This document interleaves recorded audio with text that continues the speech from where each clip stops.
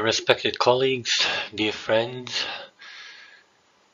thank you very much for your invitation and interest in having me deliver the keynote speech for this wonderful webinar on open and relational theology and its social and political implications. I am sorry and I do apologize for not being able to be with you live online. Given the time difference, it was unfortunately not possible. So my talk is going to approach the subject matter of open and relational theology and its social and political implications from the perspective of progressive Islam. And my aim is essentially to provide a brief overview of the normative imperatives and the delineating features of progressive Muslim thought as a form of open relational approach to the Islamic tradition and discuss some of its major socio-political ramifications. Let me start with my basic premise. Our worldview shapes how we conceptualize the divine, and vice versa. How we conceptualize the divine, in turn, shapes our ethical moral compass and our values. Our ethical moral compass and our values shape our attitudes and views on how social and political life should be organized.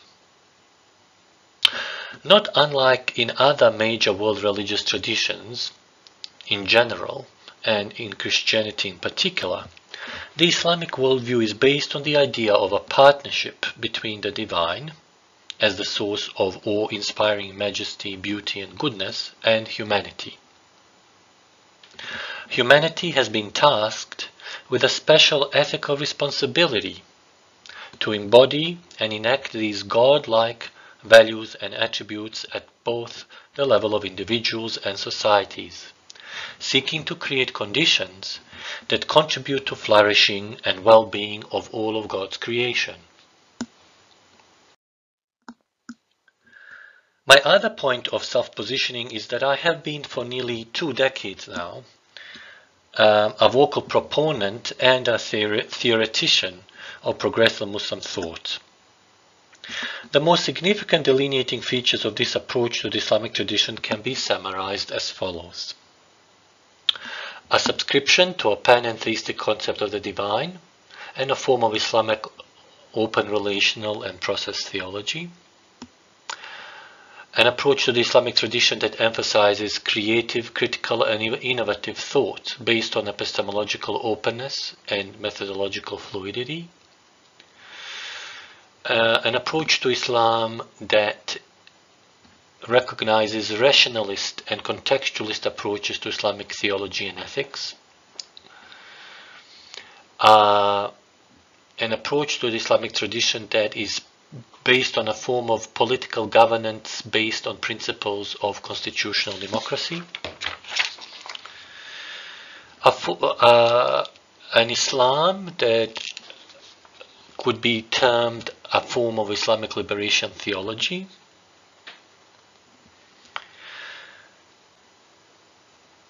An Islam that affirms conceptual compatibility of the Islamic normative tradition with that of modern human rights era declarations, such as the Universal Declaration of Human Rights.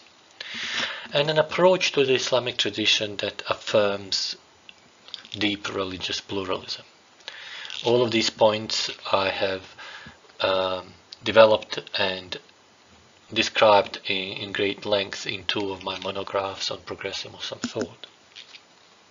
And for those who are interested in these in more detail, I refer them to these writings. Now, as I have argued elsewhere, these major characteristics of what constitutes progressive Islamic worldview also constitute its most important normative imperatives. The concept of the imperative for the proponents of progressive Muslim thought refers to certain theological, moral, and ethical principles that ought to guide principled actions of those who believe in the Islamic message, and which are considered to be in accordance with the foundational Islamic textual sources. Importantly, however, these normative imperatives of progressive Islam are considered to be applicable to all humanity, since they are premised on the belief in pre-theoretical and pre-conventional concepts of truth and justice that do not presuppose faith. In the context of Islam as a religious tradition, this translates itself in the idea of Islam being an ethical, religious worldview whose anchoring value is the idea of ethics of responsibility, in which humans, as God's partners, have the responsibility to act justly and fight for justice, even if it is against their own self-interests. This idea is conveyed eloquently by one of the leading progressive Muslim thinkers, Professor Khalid Abu al-Fadl, who states that, and I quote, "The religious conscience should be invoked in all situations that could create a greater sanctity and understanding of the sacred nature of human life." In other words, the normative imperative is an affirmative obligation of the idea that the religious conscience must be thoroughly engaged with everything that elevates human beings from ugliness to goodness. Abdulaziz Sakadina, another leading progressive Muslim scholar, uses the terminology of ethical necessity, which more or less corresponds to what I have termed the normative imperative in my writings. For Sakadina, ethical necessity is, and I quote, "an action that is rationally required, wujub aqli, because it is based on moral norms that follow from human nature, which not only serve as the underlying framework for natural law, but also Islamic natural law, if approached from the standpoint of rational theological ethics to which progressive Muslim thought subscribes."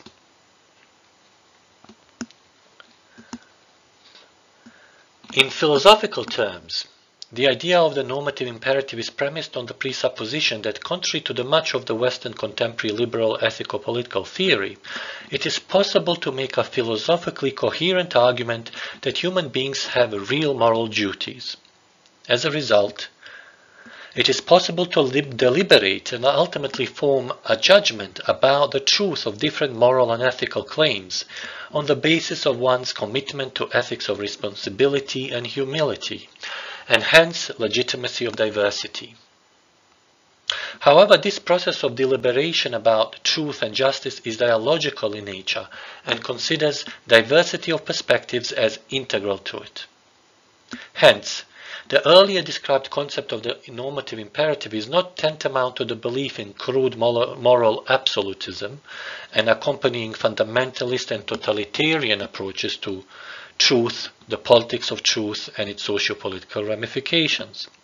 This is because progressive Muslim thought gives due consideration to the idea that these moral and ethical ways of acting manifest and take different forms and shapes in different socio-cultural and historical contexts, and that they are in principle subject to evolution and ever better but never fully exhaustible approximation of divine attributes of majesty, jalal, and beauty, jamal.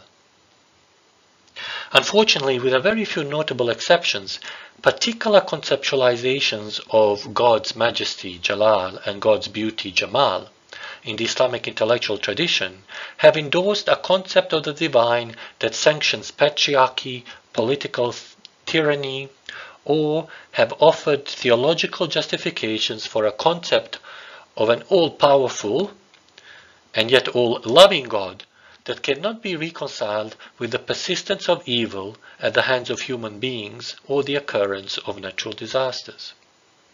Professor Ord has written extensively on this issue from a Christian theological perspective, but his critique of mainstream Christian theology in many ways also applies equally to the Islamic mainstream theology in relation to how it conceptualizes the nature of God's love and God's omnipotence.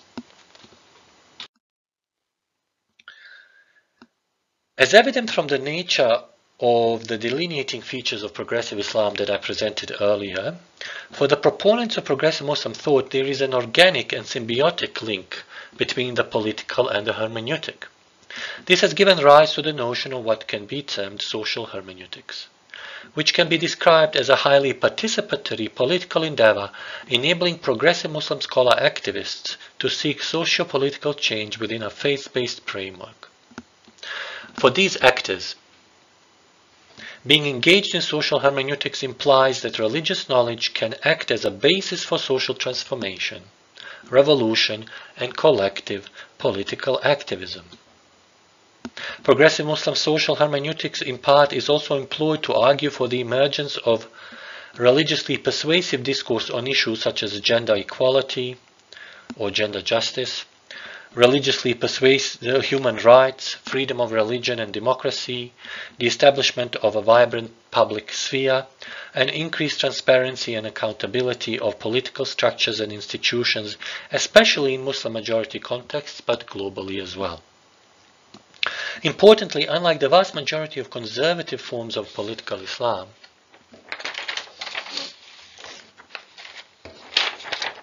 progressive Islam is cosmopolitan in outlook, embraces constitutional democracy and contemporary ideas of human rights, gender equality, and vibrant civil society. It is noteworthy that many proponents of progressive Muslim thought are women. It is they in particular who are dislodging the epistemic privilege enjoyed by traditionally educated, exclusively male religious scholars and clergy. In this context, they play a major role in the process of shifting the locus of authority and normativity in Islamic discourses. With a focus on gender equality and particularly the reform of traditional jurisprudence pertaining to Muslim family laws, being one of the pillars of both their scholarship and their activism, female progressive Muslim scholars subscribe to the idea, stemming from feminist discourses, that the personal is political, thus bringing issues of gender and the Muslim juristic tradition in general to the forefront of Muslim politics. Given all of this, progressive Muslim thought with its panentheistic concept of the divine has wide-ranging socio-political implications not only in Muslim-majority contexts but also globally.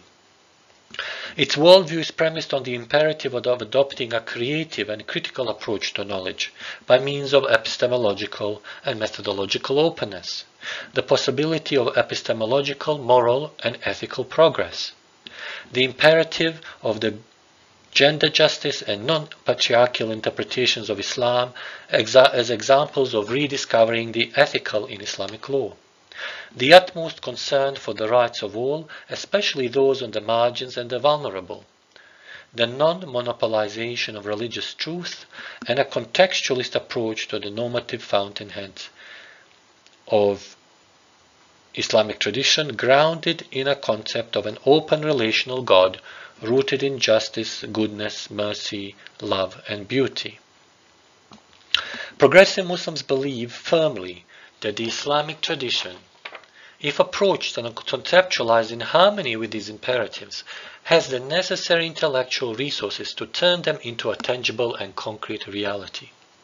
This process, of course, will be long and arduous, but the journey and the destination that is desired, I am convinced, will be very worthwhile, especially since the imperatives of progressive Islam are premised on the idea of a uniquely Muslim contribution to broader universal discourses on many pressing socio-political and ethical conundrums facing humanity today. As such, integrating these imperatives self-consciously in the Islamic tradition will hopefully lead to the recognition of the Islamic tradition as an important and constructive partner and contributor to these very discourses globally. In the final analysis, it is imperative for us to recognize that our concept of God has important implications, not only for what kind of abstract theological beliefs we might hold, but also what kind of ethical values we should abide by. And these ethical values form the very backbone of the kind of societal and political norms and ideals we consider normative of human life. Thank you for your attention.